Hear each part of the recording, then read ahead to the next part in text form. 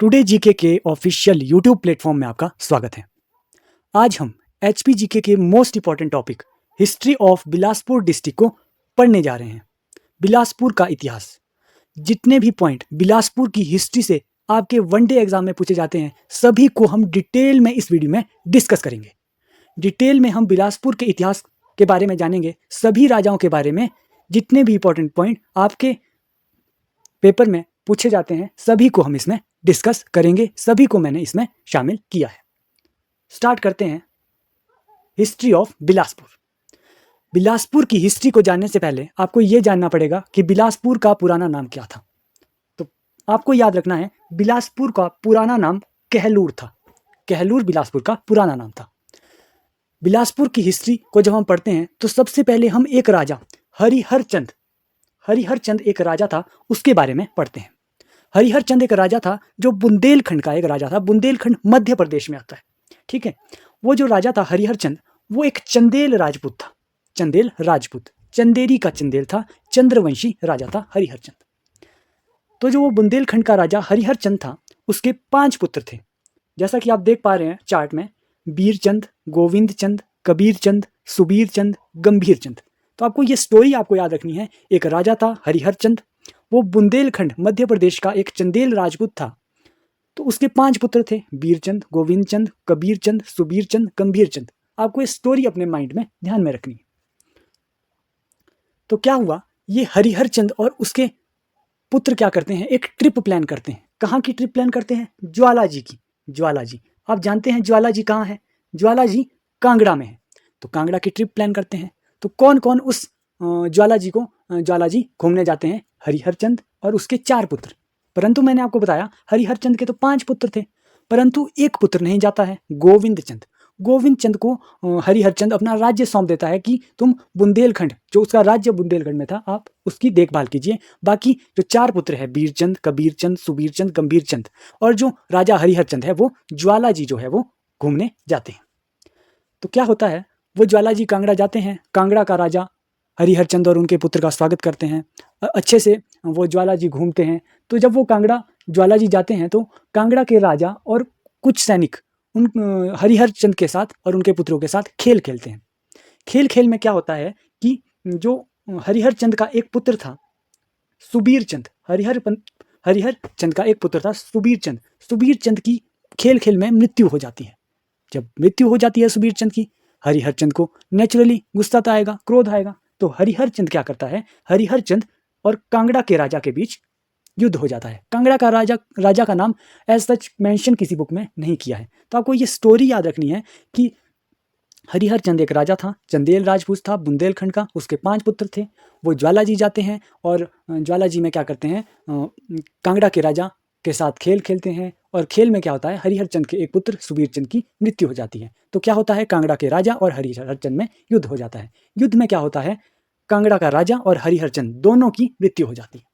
बच्चे कौन कौन? बच्चे 3 पुत्र हरिहरचंद के, बीरचंद, कबीरचंद और गंभीरचंद। बीरचंद हमारे सबसे इंपॉर्टेंट राजा है। इनमें से आपको बीरचंद मोस्ट इंपॉर्टेंट याद रखने हैं, क्योंकि जो ये 3 राजा थे ये अलग अलग क्षेत्र में जाते हैं और बस जाते हैं।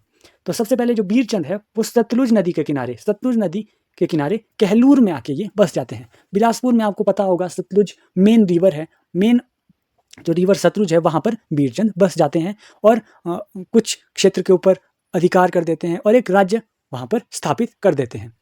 कबीरचंद जो उनका दूसरा पुत्र था, वो कुमायूं उत्तराखंड में है, वहाँ पर जाकर बसता है। और गंभीरचंद हिमता में बस जाता है। तो हमारे जो काम का राजा है बीरचंद, जो कहलूर रियासत हमें पढ़नी है, वो कहलूर रियासत, जो कहलूर में जो बसा था बीरचंद, उसने वहाँ पर कहलूर रियासत की स्थापना कर दी। तो हमारे काम का जो राजा है बीरचंद। आपको ये स्टोरी याद रखनी है कि बीरचंद कहाँ से आए थे, किस तरीके से बीरचंद कहलूर में बसे थे। आपको ये स्टोरी आपको याद रखनी है। तो जो सबसे पहला जो हम राजा पढ़ेंगे कहलूर रियासत में, वो बीरचंद है।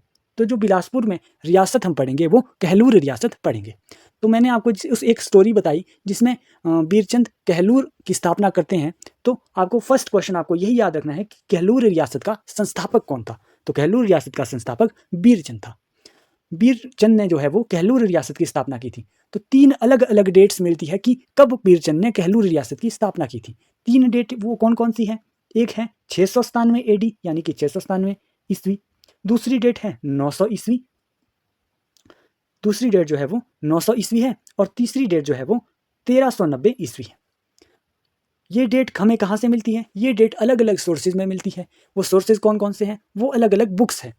कौन सी बुक में 697 ईस्वी दिया हुआ है? वो है बिलासपुर की कहानी। अक्षर सिंह के द्वारा ये लिखी गई बुक है बिलासपुर की कहानी। इसमें बताया गया है कि कहलूर रियासत की स्थापना 697 ईस्वी में हुई।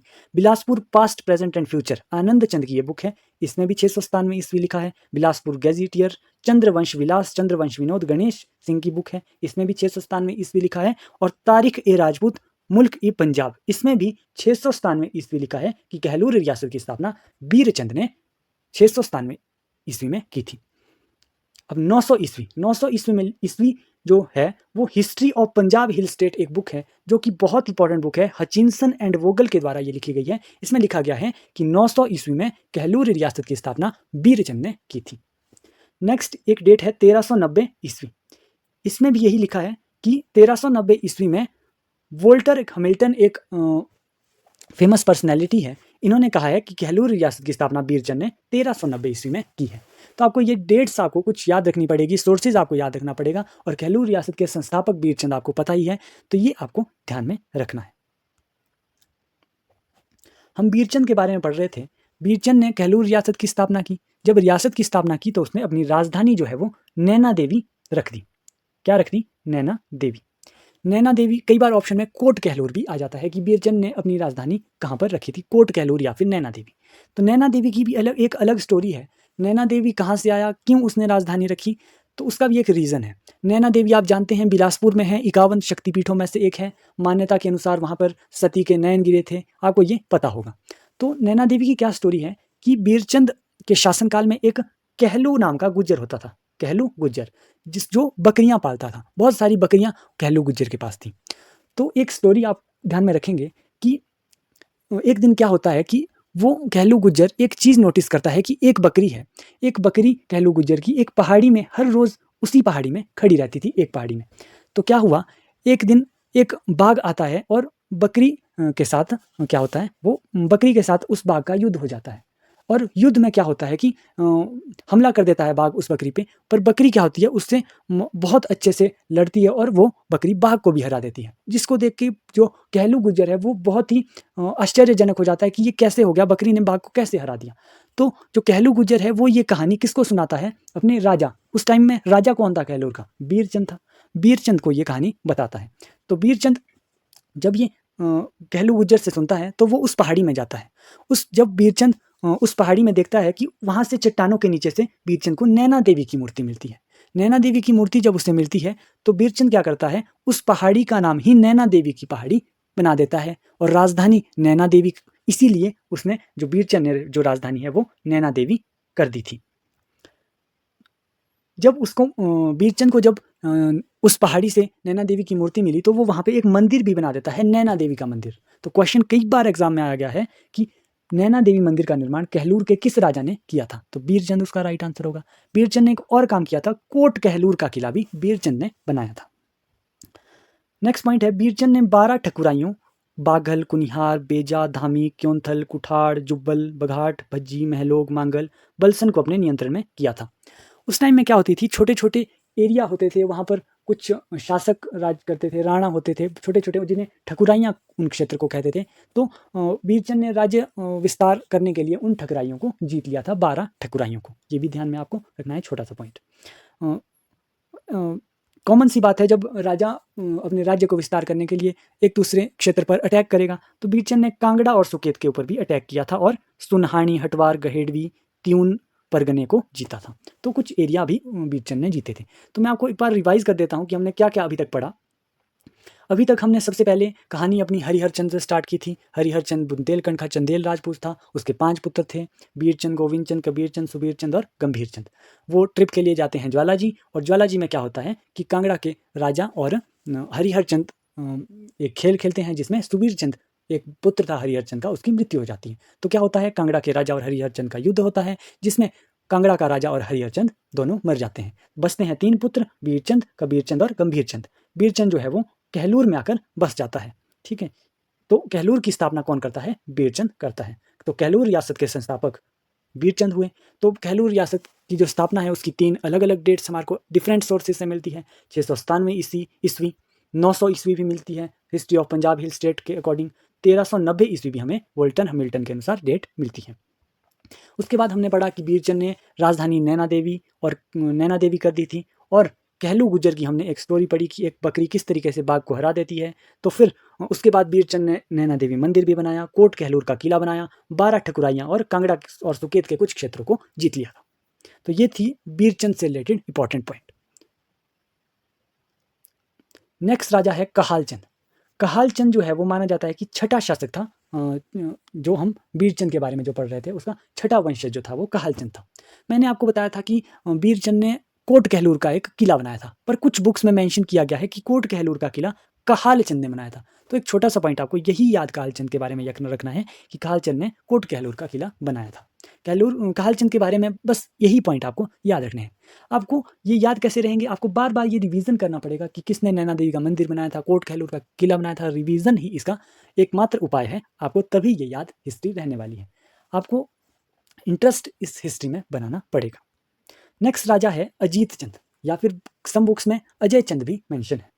तो अजीत चंद ने क्या किया था? हिंदूर की स्थापना की थी। हिंदूर जो है वो नालागढ़ का पुराना नाम हिंदूर होता था। जो नालागढ़ एरिया आज के समय का है उसको हिंदूर कहते थे। तो हिंदूर की स्थापना किसने की थी? अजय चंद ने की थी। अजीत चंद ने इस नई रियासत को अपने भाई सुचेत चंद को सौंप दिया था। अजीत चंद जो एक अच्छा राजा था, उसका एक भाई था सुचेत चंद। उसने अजीत चंद ने क्या किया? अपने भाई सुचेत चंद को हिंदूर का राजा बना दिया था। तो यही क्वेश्चन आपको एग्जाम में पूछा जाता है कि हिंदू रियासत की स्थापना किसने की थी? तो वो की थी अजीत चंद ने। ओके, नेक्स्ट राजा है मेघचंद। मेघचंद, जैसा नाम वैसा काम। मेघ यानी कि क्रोधित टाइप, यानी कि मेघचंद क्या था? एक अत्याचारी राजा था। कहाँ का राजा था? तो ये राजा था बिलासपुर का, यानी कि कहलूर का ये राजा था, अत्याचारी राजा था।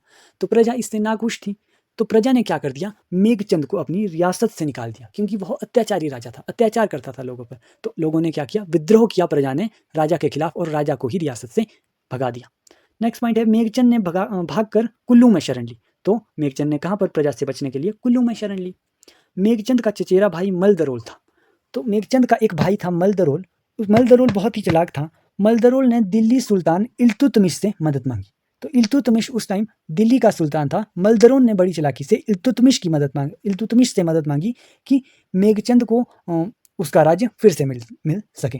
तो इल्तुतमिश की सहायता से मेघचंद ने पुनः सब राज्य वापिस पा लिया था। तो क्वेश्चन कई बार एग्जाम में आ जाता है कि कहलूर के किस राजा ने इल्तुतमिश की सहायता से अपना राज्य वापिस पा लिया था? तो वो राजा था मेघचंद। तो मेघचंद से रिलेटेड आपको यही पॉइंट याद रखना है कि इल्तुतमिश का समकालीन राजा कौन था? मेघचंद था।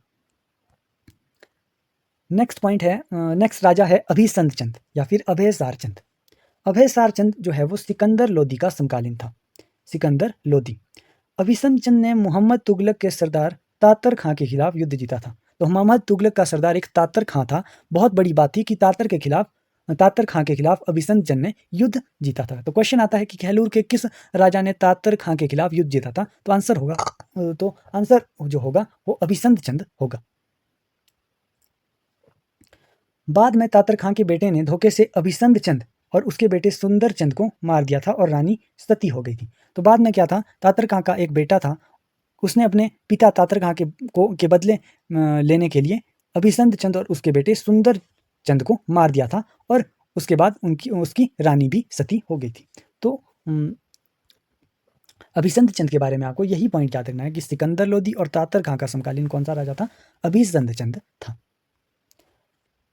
नेक्स्ट है संपूर्ण चंद। नेक्स्ट राजा संपूर्ण चंद। संपूर्ण चंद की पत्नी कांगड़ा के राजा की बहन थी। नेक्स्ट राजा जो है वो संपूर्ण चंद था, उसकी पत्नी कौन थी? कांगड़ा के राजा की बहन। कांगड़ा के राजा का नाम मेंशन नहीं है बुक्स में कि कांगड़ा का राजा उस समय कौन था। और संपूर्ण चंद का एक भाई था रतनचंद। रतनचंद जो था वो संपूर्ण चंद का भाई था, क्योंकि संपूर्ण चंद की पत्नी कांगड़ा के राजा की बहन थी। तो कांगड़ा का राजा संपूर्ण चंद से कुछ क्षेत्र ठठवाल और महल मोरिया मांगा करता था, परंतु जो उसका भाई रतनचंद था वो क्षेत्र वापिस करने के लिए मना करता था। वो क्षेत्र को देने से वापिस करने से मना करता था कि कांगड़ा को ये क्षेत्र नहीं देना है। कौन था रतनचंद? रतनचंद जो था वो संपूर्ण चंद कहलूर के राजा का भाई था। तो रतनचंद को डर था कि संपूर्ण चंद अपनी पत्नी के प्रभाव में आकर कांगड़ा को कुछ क्षेत्र दे ना दे, इसीलिए रतनचंद ने क्या कर दिया, राजगद्दी के लिए अपने भाई संपूर्ण चंद को मार दिया था। तो बहुत बार एग्जाम में आता है कि कहलूर के किस राजा ने अपने बड़े भाई संपूर्ण चंद को राजगद्दी के लिए मार दिया था, राजगद्दी के लिए मेंशन होता है, तो आपको याद रखना है रतनचंद वो राजा था। जब रतनचंद ने संपूर्ण चंद को मार दिया तो नेक्स्ट राजा कौन बनने वाला है, नेक्स्ट राजा बनने वाला है रतनचंद। रतनचंद से रिलेटेड यही पॉइंट मोस्ट इंपॉर्टेंट है कि रतनचंद ने अपने भाई संपूर्ण चंद को गद्दी के लिए मारा था। कांगड़ा के राजा ने बहनोई की मृत्यु का बदला लेने के लिए कहलूर पर आक्रमण कर दिया, क्योंकि मैंने आपको बताया था संपूर्ण चंद की जो पत्नी थी वो कांगड़ा के राजा की बहन थी।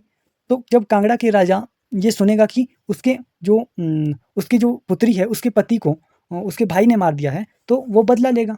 तो कांगड़ा के राजा ने बहनोई की मृत्यु का बदला लेने के लिए कहलूर के राजा रतनचंद पर आक्रमण कर दिया। और साथ में क्या किया, सुकेत ने भी रतनचंद पर आक्रमण कर दिया। परंतु रतनचंद बहुत ही बहादुर राजा था, उसने क्या किया, रतनचंद ने दोनों को हरा दिया, कांगड़ा के राजा को भी और सुकेत के राजा को भी। इसीलिए रतनचंद बहुत ही इंपॉर्टेंट राजा हो जाता है, क्योंकि बहुत ही बहादुर राजा था रतनचंद। रतनचंद ने क्या किया था कि दिल्ली के सुल्तान ने रतनचंद को खिल्लत पेश की थी। खिल्लत यानी कि एक तरीके का सम्मान होता है। खिल्लत दिल्ली का एक सुल्तान होता था। रतनचंद ने क्या किया था, शेर से दिल्ली के सुल्तान की जान बचाई थी और एक ही तलवार से शेर को मार दिया था। इसीलिए दिल्ली के सुल्तान ने क्या किया था, रतनचंद को खिल्लत दी थी, यानी कि एक तरीके से सम्मान, अवार्ड दिया था रतनचंद को। नेक्स्ट जो राजा है आता है वो होता है ज्ञानचंद। ज्ञानचंद या फिर अयामचंद भी कई बुक्स में लिखा हुआ है। ज्ञानचंद जो था वो अकबर का समकालीन था। तो हमने समकालीन बहुत से राजा पढ़े, आइए रिवाइज करते हैं। सबसे पहले हमने मेघचंद पढ़ा जो इल्तुतमिश का समकालीन था।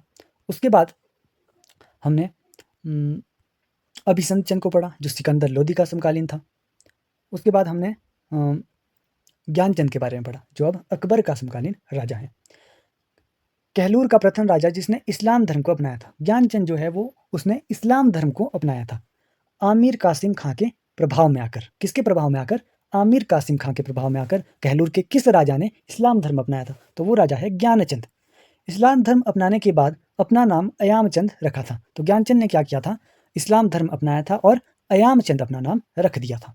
ज्ञानचंद या फिर अयामचंद के 3 पुत्र थे, बीकचंद, रामचंद और भीमचंद।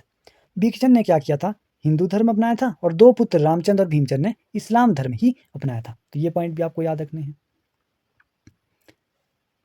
ज्ञानचंद के शासनकाल में कहलूर रियासत मुगलों के अधीन आ गई थी। जैसा हमने अभी पढ़ा था कि अकबर का समकालीन राजा कहलूर का यही था ज्ञानचंद। तो ज्ञानचंद के शासनकाल में क्या हुआ था, मुगलों के अधीन जो है वो कहलूर रियासत आ गई थी।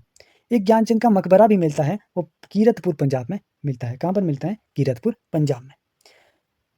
नेक्स्ट जो राजा है वो बीकचंद है। बीकचंद हमने अभी पढ़ा था कि ज्ञानचंद का पुत्र था बीकचंद जिसने हिंदू धर्म अपनाया था। तो मोस्ट इंपॉर्टेंट पॉइंट आपको बीकचंद से हमेशा याद रखना है कि बीकचंद ने क्या कर दिया था, अपनी राजधानी को स्थानांतरित कर दिया था। हमने सबसे पहले पढ़ा था कि बीरचंद ने क्या किया था, जो कहलूर रियासत है उसकी राजधानी नैना देवी रखी थी, परंतु बीकचंद ने क्या किया, अपनी राजधानी नैना देवी से सुनहानी 1600 ईस्वी में स्थानांतरित की थी। कहाँ पर की थी? सुनहानी में। कब? 1600 ईस्वी में। किस कहलूर के राजा ने? बीकचंद ने। कई बुक्स में विक्रमचंद भी लिखा हुआ है, आप कंफ्यूज नहीं होंगे। बीकचंद की है जो 2 पत्नियां थी। बीकचंद की भी क्या थी? 2 पत्नियां थी। एक कांगड़ा के राजा त्रिलोकचंद की पुत्री और एक बाघल से और कांगड़ा के राजा त्रिलोकपुर की पुत्री। तो बीकचंद की 2 रानियां थी। जो कांगड़ा से जो रानी थी उससे बीकचंद का एक पुत्र हुआ सुल्तान चंद, और बाघल से जो रानी थी उससे बीकचंद का पुत्र हुआ केशव चंद। तो ये भाई भाई हुए। तो क्या होता है कि बीकचंद की मृत्यु के बाद सुल्तान चंद और केशव चंद का युद्ध होता रहता है राजगद्दी के लिए। तो जब युद्ध हुआ, युद्ध में दोनों जो भाई है सुल्तान चंद और केशव चंद दोनों मर जाते हैं। तो इसमें क्या होता है कि सुल्तान चंद का एक पुत्र था कल्याण चंद, वो राजा बन जाता है। तो यही पॉइंट बीकचंद से रिलेटेड याद रखने। तो नेक्स्ट राजा बनता है कल्याण चंद। कल्याण चंद क्या करता है? कल्याण चंद हिंदूर की सीमा पर किला बनाता है। हिंदूर मैंने आपको अभी थोड़ी देर पहले बताया था कि हिंदूर की स्थापना किसने की थी? हिंदूर की स्थापना अजय चंद ने की थी या फिर अजीत चंद ने की थी। जब वो किला बनाता है हिंदूर चंद पर कल्याण चंद, तो हिंदूर के राजा को ऑब्वियस बात है गुस्सा तो आएगा ही। तो हिंदूर का राजा उस टाइम था नारायण चंद।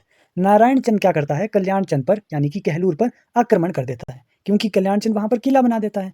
परंतु कल्याणचंद क्या करता है, कल्याणचंद ने नारायण चंद के क्या किया, कल्याणचंद क्या करता है, नारायण चंद को ही हरा देता है युद्ध में और मार देता है। और कल्याणचंद क्या करता है, नारायण चंद के पुत्र का राज तिलक भी कर देता है। तो कल्याणचंद एक अच्छा राजा था। उसने क्या किया, हिंडूर की सीमा पर एक किला बनाया, परंतु हिंडूर के राजा नारायण चंद ने कल्याणचंद पर आक्रमण किया और युद्ध हुआ और नारायण चंद मर गया। परंतु कल्याणचंद ने क्या किया, नारायण चंद की मृत्यु के बाद, हिंडूर के राजा की मृत्यु के बाद उसके पुत्र का राज तिलक किया। और जो हिंडूर की जो रानी होती है वो अपनी पुत्री का विवाह कल्याणचंद के साथ कर देती है। तो अभी देखेंगे आपकी कल्याणचंद का 2 विवाह होता है। एक विवाह तो हमने पढ़ लिया हिंडूर की रानी के साथ। दूसरा जो हमें पॉइंट पढ़ना है वो सुकेत से रिलेटेड पढ़ना है। जो सुकेत, कल्याणचंद का सुकेत में जो समकालीन जो राजा होता है वो होता है श्यामसेन।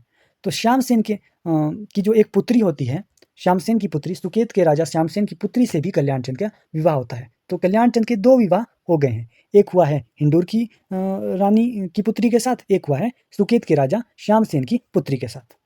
तो क्या होता है कि सुकेत से जो रानी होती है कल्याणचंद की, उसकी कल्याणचंद के साथ किसी बात पर लड़ाई हो जाती है। तो लड़ाई होती है, वैसे तो चौसर खेल कहते हैं कि चौसर खेल खेलते समय लड़ाई हुई थी।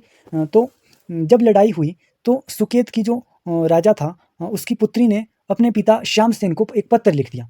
तो ऑब्वियस सी बात है, जब उसने पत्र लिखा तो श्यामसेन क्या कर देता है, कल्याणचंद पर अटैक कर देता है और कल्याणचंद को मार देता है। तो एक पॉइंट है, जिस स्थान पर राजा की मृत्यु हुई उसे कल्याणचंद की दबारी कहते हैं। तो जिस स्थान पर कल्याणचंद की मृत्यु हुई है उसे कल्याणचंद की दबारी कहते हैं। राजा की दोनों रानियां भी सती हो गई थी। जो कल्याणचंद की, जो हमने 2 विवाह जो कल्याणचंद ने किए थे, वो दोनों रानियां जो है वो बाद में सती भी हो जाती हैं। एक और पॉइंट आपको कल्याणचंद से रिलेटेड याद रखना है कि जो छठे जो सिख गुरु हुए हरगोविंद जी, कहलूर किसके शासनकाल में आए थे, कल्याणचंद के शासनकाल में ही आए थे। और कल्याणचंद क्या करता है, हरगोविंद जी को जमीन देता है रहने के लिए, घर बनाने के लिए। कहाँ पर जमीन देता है, कीरतपुर और कल्याणपुर में जमीन देता है। कल्याणचंद का एक पुत्र था ताराचंद, जो ऑब्वियस सी बात है नया राजा बनने वाला है। तो ताराचंद के बारे में हम पढ़ेंगे। ताराचंद क्या करता है, तारागढ़ किले का निर्माण करता है। कहाँ पर, हिंडूर में। तारा देवी मंदिर बनाता है। और शाहजहां का समकालीन कहलूर का राजा कौन है, ताराचंद ही कहलूर का राजा है। तो समकालीन हमने बहुत से राजा पढ़ लिए, इसीलिए आपको रिवाइज करना बहुत इंपॉर्टेंट हो जाता है कि कौन कौन से हमने राजा पढ़े, कौन किसके समकालीन थे और कौन कौन से इंपॉर्टेंट पॉइंट उनसे रिलेटेड है। तो शाहजहां के आदेश पर नजाबत खाने ने 1645 में ताराचंद को बंदी बनाया था। तो शाहजहां के समय में क्या हुआ था, ताराचंद को बंदी बनाया था। क्यों बंदी बनाया था, इससे रिलेटेड एक छोटी सी पॉइंट है, वो नेक्स्ट पॉइंट में हमें पता चलेगा कि ताराचंद के शासनकाल में गुरु गोविंद सिंह यहाँ स्थायी तौर पर रहने लगे थे। क्योंकि पिछले राजा जो कल्याणचंद है, उन्होंने छठे सिख गुरु हरगोविंद सिंह जी को जमीन दी थी। तो गुरु गोविंद सिंह भी ताराचंद के शासनकाल में कहलूर स्थायी तौर पर रहने लगे थे। आप जानते हैं कि मुगल और सिख की आपस में वैसे ही शत्रुता थी। तो जब ताराचंद जब गुरु गोविंद सिंह को शरण देंगे तो शाहजहां ऑब्वियस सी बात है उनको बंदी बनाएंगे। तो ताराचंद को बंदी बना दिया जाता है शाहजहां के शासनकाल में। तो जब ताराचंद जब बंदी बनते हैं, ऑब्वियस सी बात है कि हिंडूर, सुकेत और कांगड़ा के राजाओं को तो अटैक करने का मौका मिलेगा, क्योंकि ताराचंद जो है वो बंदी बना हुआ है। तो दूसरे राजा जो है वो कहलूर पर अटैक करेंगे और कुछ किलों को जीत लेते हैं। कौन, दूसरे राजा, हिंडूर, सुकेत और कांगड़ा के राजा। तो ताराचंद से रिलेटेड आपको यही पॉइंट याद रखने हैं कि तारागढ़ किले का निर्माण ताराचंद ने किया, तारा देवी मंदिर बनाया। शाहजहां का समकालीन राजा ताराचंद ही था। नेक्स्ट राजा जो है वो दीपचंद है। दीपचंद बहुत ही इंपॉर्टेंट राजा है कहलूर का। दीपचंद बहुत इंपॉर्टेंट काम करता है। बिलासपुर शहर की स्थापना दीपचंद ने की थी। कब की थी, 1654 में। मोस्ट इंपॉर्टेंट पॉइंट, दीपचंद ने क्या कर दिया, राजधानी सुनहानी से धौलरा कर दी। मैंने आपको बताया था सबसे पहले बीरचंद अपनी राजधानी नैना देवी बनाता है, उसके बाद बीकचंद आता है, बीकचंद अपनी राजधानी नैना देवी से सुनहानी स्थानांतरित करता है। उसके बाद नेक्स्ट राजा जो आया है दीपचंद, वो सुनहानी से राजधानी धौलरा या फिर कई जगह पर ब्यासपुर भी लिखा मिलता है, तो धौलरा या फिर ब्यासपुर कर देता है। एक धौलरा महल भी है, कई जगह ढोलरा भी लिखा हुआ है। ढोलरा महल का निर्माण भी दीपचंद ने कराया था। औरंगजेब का समकालीन कहलूर का राजा, तो हमने पिछले राजा हमने पढ़ा जो ताराचंद राजा था वो शाहजहां का समकालीन था, और जो दीपचंद जो है वो औरंगजेब का समकालीन था। दीपचंद ने एक और काम किया, दीपचंद ने अभिवादन या फिर सैल्यूटेशन जो परंपरा है वो शुरू की। सैल्यूटेशन यानी कि राजा को जय देवा कहकर बोलते थे, राणा को राम राम कहते थे, मियाँ को जय जय। तो अभिवादन होते हैं, सैल्यूटेशन संबोधन जो किया, शुरुआत जो की वो दीपचंद के शासनकाल में ही शुरू हुई थी। दीपचंद ने ताराचंद के समय के हारे गए क्षेत्रों तथा किलों को वापस लिया था। तो दीपचंद ने क्या किया था, हमने पढ़ा था कि ताराचंद जब बंदी बना था तो बहुत से किले सुकेत हिंडूर ने जीत लिए थे, परंतु दीपचंद ने क्या किया, उन किलों को वापस से जीत लिया था सुकेत, कांगड़ा और हिंडूर से। औरंगजेब ने दीपचंद को लाहौर बुलाया और अटक पठानों पर चढ़ाई करने के लिए भेजा, जिसमें दीपचंद जीत गया। तो औरंगजेब ने क्या किया, अटैक करने के लिए कहा था दीपचंद को, किस पर, अटक पठानों पर, और जिसमें दीपचंद जीत भी गया। तो औरंगजेब के जो कनेक्शन है, जो रिलेशन है, वो दीपचंद के साथ अच्छे थे। तो औरंगजेब ने क्या किया, दीपचंद को 5 लाख और खिल्लत भी दी और 22 राज्य भी भेंट किए। 5 लाख खिल्लत यानी कि एक तरीके से सम्मान, और 22 राज्य औरंगजेब ने किसको दिए थे, दीपचंद को दिए थे। नेक्स्ट पॉइंट है, जब दीपचंद, आप जानते हैं कि फेमस राजा था, बहुत अच्छे अच्छे काम दीपचंद ने किए। तो एक बार क्या होता है कि नादौन में दीपचंद स्टे करता है, और नादौन में क्या होता है कि कांगड़ा का राजा चंद्रभान, एक कांगड़ा का राजा था, वह भी नादौन आया हुआ था। उसने क्या कर दिया, दीपचंद के खाने में जहर देकर उसे मरवा दिया। तो दीपचंद को जहर देकर किस कांगड़ा के राजा ने मारा था, उसका नाम था राजा चंद्रभान। दीपचंद का एक पुत्र था, बहुत छोटा पुत्र था, भीमचंद, और उसकी पत्नी थी दीपचंद की जलाल देवी। तो बहुत छोटा था उस टाइम दीपचंद। तो किस प्रकार से दीपचंद और उसकी माँ जलाल देवी उसके शासन को कहलूर रियासत को आगे संभालती है, ये तो हम नेक्स्ट पार्ट में देखेंगे। अभी हमने दीपचंद तक इस वीडियो में देखना है। तो हम एक बार फटाफट फिर से रिवाइज कर देते हैं सभी राजाओं को। सबसे पहले हमने हरिहरचंद के बारे में पढ़ा था कि हरिहरचंद के 5 पुत्र थे,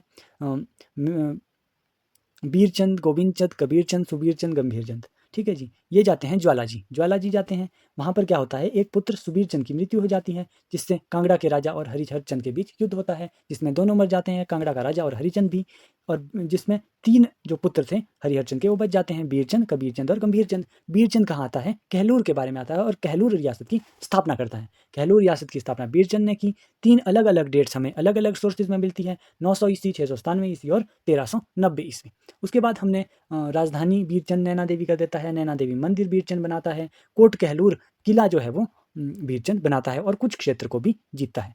उसके बाद हमने कहालचंद के बारे में पढ़ा, जो छठा वंशज था, और कोट कहलूर का किला कुछ बुक्स में लिखा है कि कहालचंद ने बनाया था। उसके बाद हमने अजीत चंद के बारे में पढ़ा, जिसने हिंडूर की स्थापना की थी। मेघचंद जो था वो बहुत ही अत्याचारी राजा था, इल्तुतमिश का समकालीन था, इल्तुतमिश की सहायता से अपना राज्य वापिस पाया था। उसके बाद हमने अभिसंत चंद के बारे में पढ़ा, जो सिकंदर लोदी का समकालीन था, तातर खां को उसने युद्ध में हराया था। नेक्स्ट राजा हमने संपूर्ण चंद के बारे में पढ़ा, जिसका भाई जो है वो रतन चंद था। रतन चंद ने क्या किया था, अपने भाई संपूर्ण चंद को राजगद्दी के लिए मार दिया था। नेक्स्ट राजा जो बनता है वो रतन चंद बनता है। रतन चंद क्या करता है, कांगड़ा के राजा और सुकेत दोनों को हरा देता है, और दिल्ली का जो सुल्तान है वो रतन चंद को खिल्लत यानी कि सम्मान देता है। नेक्स्ट राजा है ज्ञानचंद, जो इस्लाम धर्म अपनाता है, और इस्लाम धर्म अपनाने के बाद अपना नाम अयामचंद चेंज कर देता है। उसका 3 पुत्र थे, बीकचंद, रामचंद और भीमचंद। बीकचंद जो है वो नेक्स्ट राजा बनता है और हिंदू धर्म अपनाता है। बीकचंद जो है वो मोस्ट इंपॉर्टेंट काम करता है, अपनी राजधानी सुनहानी जो है वो स्थानांतरित कर देता है। उसके बाद बीकचंद से रिलेटेड ये पॉइंट आपको याद रखना है कि बीकचंद की 2 पत्नियां थी, कांगड़ा की रानी और बाघल की एक रानी थी। उनके 2 पुत्र थे, सुल्तान चंद और केशव चंद। सुल्तान चंद और केशव चंद के बीच राजगद्दी के लिए युद्ध हुआ, जिसमें दोनों मर गए। सुल्तान चंद का जो पुत्र था कल्याण चंद, वो नेक्स्ट राजा बन जाता है।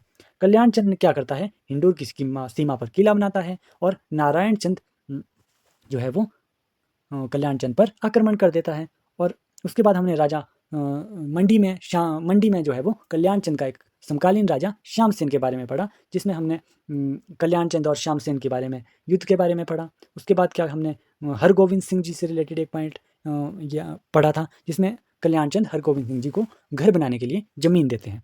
उसके बाद नेक्स्ट राजा ताराचंद के बारे में पढ़ा, जिसने तारागढ़ किले, तारा देवी मंदिर, शाहजहाँ का समकालीन ताराचंद राजा था। नेक्स्ट राजा दीपचंद पढ़ा, जिसने बिलासपुर शहर की स्थापना की, और राजधानी मोस्ट इंपॉर्टेंट सुनहानी से कहाँ कर दी, धौलरा ब्यासपुर कर दी। धौलरा महल बनाया। औरंगजेब का कंटेम्प्रेरी जो राजा था कहलूर का, वो दीपचंद था। दीपचंद ने अभिवादन की यानी कि सैल्यूटेशन की परंपरा शुरू की, और जो है वो औरंगजेब से बहुत से 5 लाख रुपीज़ और खिल्लत और 22 राज्य भेंट जो किए थे।